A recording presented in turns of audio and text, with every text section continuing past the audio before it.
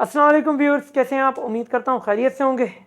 तो आज का दिन छोड़ के, यानी अगर आज का दिन हम निकाल दें तो कल का दिन बचता है बाकी पाकिस्तान के रेस्ट में, यानी टेस्ट मैच होने में।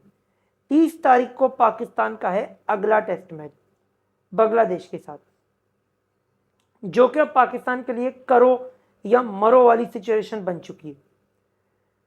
सबसे पहले तो ये कि भाई पाकिस्तान के जो दो मेन प्लेयर्स हैं, जो मतलब पाकिस्तान की आप समझ लें कि बैक बोन जिसे कहा जाता है, जो हड्डी है रीढ़ की, यानी बाबर आजम और शाहीन शाह अफरीदी। भाई इन पे बहुत बुरा बैड पैच आया हुआ है टेस्ट क्रिकेट के अंदर स्पेशली। इसमें तो कोई शक नहीं है, इसमें तो कोई दो राय नहीं। देखिए, जो सच है वो सच है कि बाबर और शाहीन, इनकी परफॉर्मेंसेज नहीं आ रही हैं 2023 से। 2022 में लास्ट टाइम शाहीन शाह अफरीदी ने 5 विकेटें हासिल की थी टेस्ट क्रिकेट में, और 2022 में ही बाबर आजम ने लास्ट टाइम 50+ स्कोर किया था टेस्ट क्रिकेट के अंदर। उसके बाद से लेके अब तक ना तो बाबर के बैट से कोई बड़ी परफॉर्मेंसेज देखने को मिले टेस्ट क्रिकेट में, और ना ही शाहीन शाह अफरीदी की बॉल से कोई बड़ी परफॉर्मेंस देखने को मिली टेस्ट क्रिकेट में। मैं ना ओडीआई की बात कर रहा हूँ ना T20 की, वाइट बॉल क्रिकेट की मैं बात ही नहीं कर रहा, मैं बात कर रहा हूँ टेस्ट क्रिकेट की, रेड बॉल की।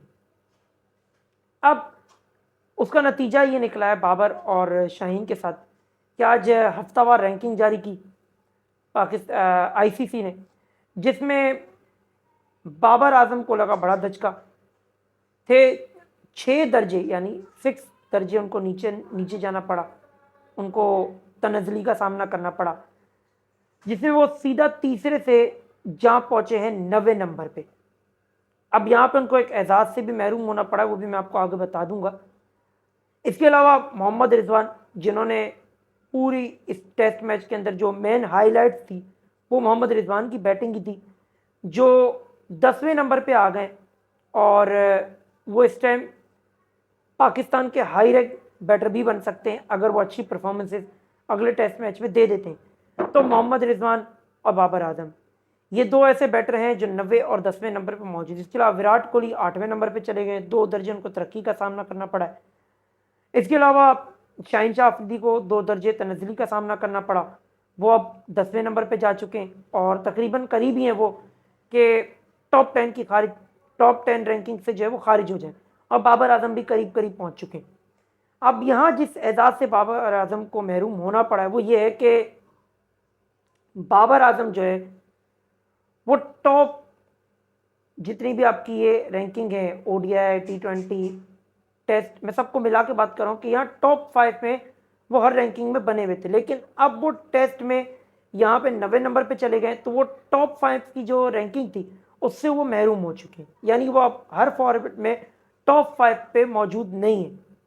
T20 में वो चौथे नंबर पे मौजूद हैं, ओडीआई में वो बदस्तूर नंबर 1 पे मौजूद हैं, और टेस्ट में वो तीसरे से सीधा नीचे गिर के 9वें नंबर पे चले गए। अब जो ये अगला मैच हारा है, जो पाकिस्तान का जो अगला मैच है जो होने वाला है, अब ये बाबर और शाहीन के लिए बहुत क्रूशल है। बाबर का तो ये है कि बाबर तो आप समझ ले कि हर हाल में खेलेंगे ही खेलेंगे।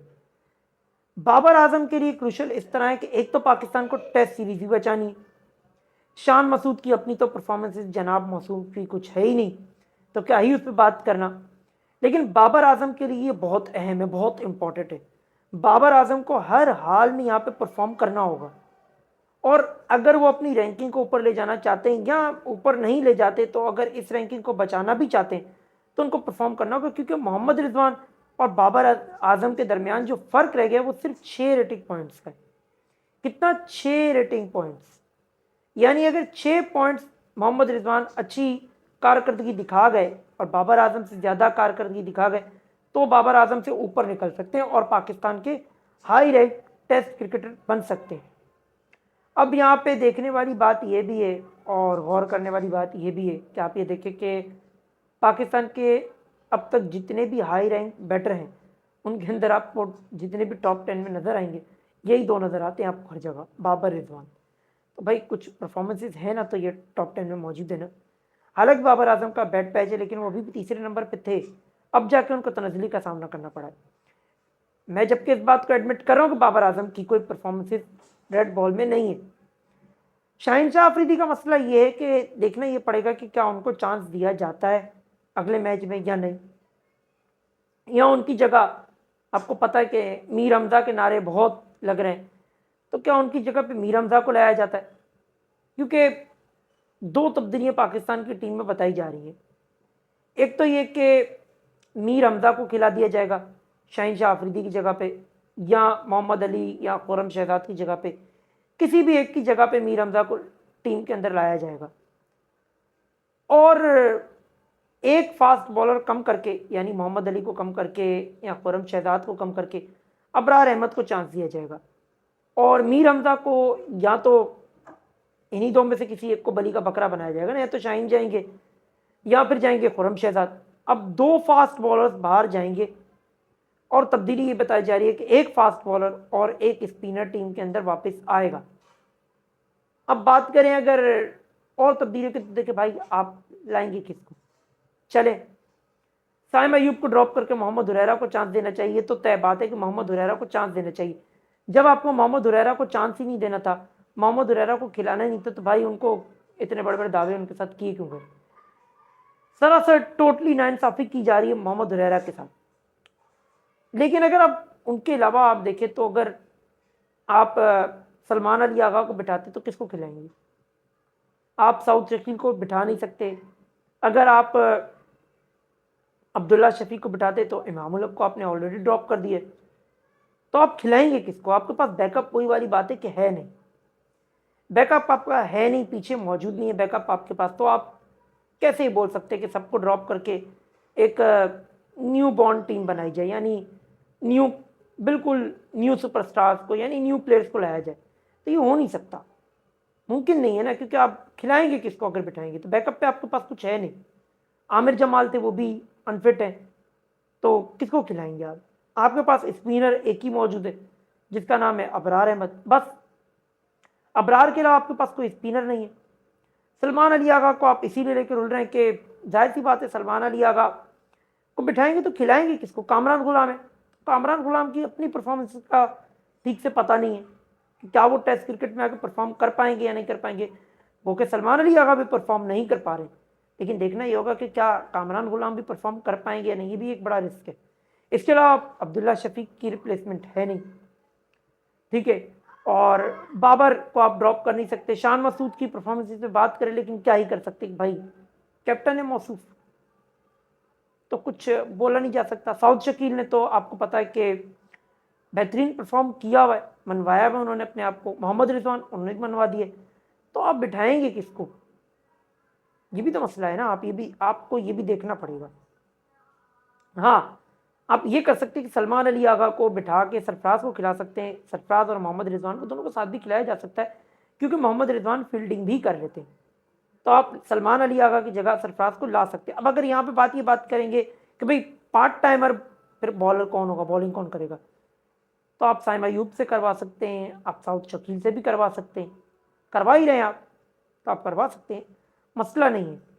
लेकिन अब टीम मैनेजमेंट थोड़ी ना हमारी सुनने वाली है, उनको थोड़ी असर होगा, उनके तो कान पे जू भी नहीं रेंगती भाई, उनके फैसले उनको खुद को नहीं पता। उन्होंने कहा कि हमने फास्ट बॉलर के लिए ट्रैक बनाया है और ये फास्ट ट्रैक है, लेकिन बन गया वो स्पिन ट्रैक और हमारे ही गले पड़ गया। और शान मसूद साहब मौसूफ वो ये मानने को तैयार ही नहीं कि उनसे गलती हुई है। वो ये कहते हैं कि 5वें दिन जाकर बॉलर्स ने यानी स्पिन बॉलर्स ने परफॉर्म किया, तो इसलिए हमारा फैसला गलत नहीं था फास्ट बॉलर्स को खिलाने, जबकि हमें ये शुरू से पता है कि यह फैसला गलत ही था। अब देखना ये होगा कि पाकिस्तान की टीम किस तरह का अगले टेस्ट मैच में परफॉर्म करती है, क्योंकि पाकिस्तान की टीम के लिए अब करो या मरो वाली सिचुएशन है। पाकिस्तान के पास बचे अब टोटल 8 टेस्ट मैच है, जिसमें से एक है बांग्लादेश के खिलाफ, 3 है इंग्लैंड के खिलाफ जो आपको घर पे ही खेलने हैं, उसके बाद 2 हैं साउथ अफ्रीका के खिलाफ जो आपको साउथ अफ्रीका की कंडीशन में जाकर उनके खिलाफ खेलने, और 2 हैं वेस्ट इंडीज के खिलाफ जो आपकी होम कंडीशन में होने। साउथ अफ्रीका की टीम अपनी होम कंडीशन में कितनी खतरनाक टीम है ये सब जानते हैं। वो आपकी तरह नहीं है कि अपनी कंडीशंस को ही ना पढ़ सके, वो अपनी कंडीशन में अपने हिसाब से फास्ट ट्रैक बना के आपको पकड़ेंगे। वहाँ आसान नहीं होगा पाकिस्तान के लिए टेस्ट सीरीज जीतना। जो अपने घर पे भाई बांग्लादेश से नहीं जीत पा रहे, वो साउथ अफ्रीका में जाके क्या ही उम्मीद लगाएं हम।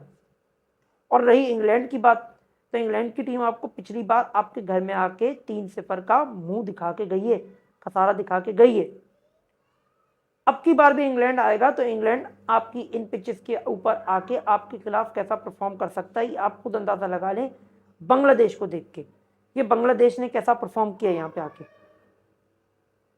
रही बात वेस्ट इंडीज की, तो भाई कहने को तो बांग्लादेश की टीम भी हल्की है, लेकिन बांग्लादेश की टीम हमें 10 विकेट से हरा देती। तो अब ये कहना कि वेस्ट इंडीज की टीम हल्की है और वेस्ट इंडीज को हम आसानी से हरा देंगे, मिन्नू सी टीम है, रौंद के रख देंगे, तो भाई ये हमारे लिए कहना मुश्किल हो चुका है। क्योंकि जो आईसीसी वर्ल्ड टेस्ट चैंपियनशिप है उसमें हम बांग्लादेश से भी नीचे जा चुके हैं, 8वें नंबर पे हम मौजूद हैं इस टाइम। और पाकिस्तान को अगर पहली बार वर्ल्ड टेस्ट चैंपियनशिप का फाइनल खेलना है तो पाकिस्तान को सारे मैचेस जीतने होंगे। अब हार की कोई गुंजाइश पाकिस्तान के पास नहीं है। कोई एक मैच भी हारे अब पाकिस्तान वाले तो पाकिस्तान की टीम उम्मीद छोड़ दे, ख्वाब छोड़ दे कि वर्ल्ड टेस्ट चैंपियनशिप का फाइनल खेलना है। और दूसरी बात है कि भाई मैं तो ये कहूँगा कि वर्ल्ड टेस्ट चैंपियनशिप का फाइनल बहुत दूर है। सबसे पहले आप अपने घर पे बांग्लादेश से तो हजीमत से बच लें जो अगला मैच है। तो अब देखना है कि क्या तब्दीलियाँ की जाती हैं। मुझे तो ये 2 तब्दीलियाँ नज़र आ रही हैं। मैंने तो आपको 3 बताई थी, लेकिन खबरें ये 2 के हवाले से ही निकल के आ रही हैं कि मीर हमजा आ जाएंगे शाहिन अफरीदी की जगह, और किसी एक को ड्रॉप करके यानी मोहम्मद अली और खुर्रम शहजाद में से किसी एक को ड्रॉप करके जो है वो अबरार को मौका दिया जा रहा है। तो अब देखना ये होगा कि पाकिस्तान की टीम अगले टेस्ट मैच में कैसा परफॉर्म करती है और जो पिच अब दूसरी इस्तेमाल की जाएगी वो किस तरह की रहती है और किस तरह का पाकिस्तान की टीम परफॉर्म करने में कामयाब रहती है। टेस्ट रैंकिंग के हवाले से भी मैंने आपको बता दिया और शान मसूद के हवाले से भी मैंने आपको बताया।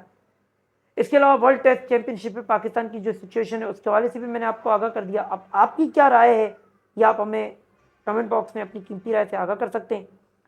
इसके अलावा चैनल पर देख रहे हैं तो वीडियो को लाइक कर सकते हैं, चैनल को सब्सक्राइब कर सकते हैं, बेल आइकन के निशान को दबा सकते हैं ताकि आने वाली वीडियो की नोटिफिकेशन आप तक पहुंच सके। इसके अलावा मैंने कल एक वीडियो बनाई थी जिसमें मैंने आपको तफसीलन बताया है कि बाबर और रिजवान जिनके खिलाफ रिप्लेसमेंट ढूंढी जा रही है, तो क्या वो रिप्लेसमेंट जायज़ है, जिनको रिप्लेस करने की बातें की जा रही हैं, उसका लिंक आपको मैं नीचे डिस्क्रिप्शन बॉक्स में दे दूंगा। अगर आपने वो वीडियो नहीं देखी है तो वहाँ से जाके आप देख सकते हैं। और इसके अलावा अगर आप मुझे इंस्टा या फेसबुक पे फॉलो करना चाहते हैं तो उसका लिंक भी आपको नीचे डिस्क्रिप्शन बॉक्स में मिल जाएगा, वहाँ से जाकर आप मुझे फॉलो कर सकते हैं।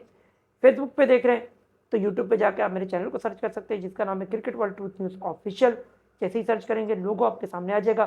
सब्सक्राइब करें, वीडियो को दोस्तों के साथ ज़्यादा से ज़्यादा शेयर करें। मैं मिलता हूँ आपके साथ कल नेक्स्ट एक और वीडियो में, तब तक के मुझे दीजिए इजाज़त। अल्लाह हाफ़िज़। आने के बाद फिर मिलेंगे।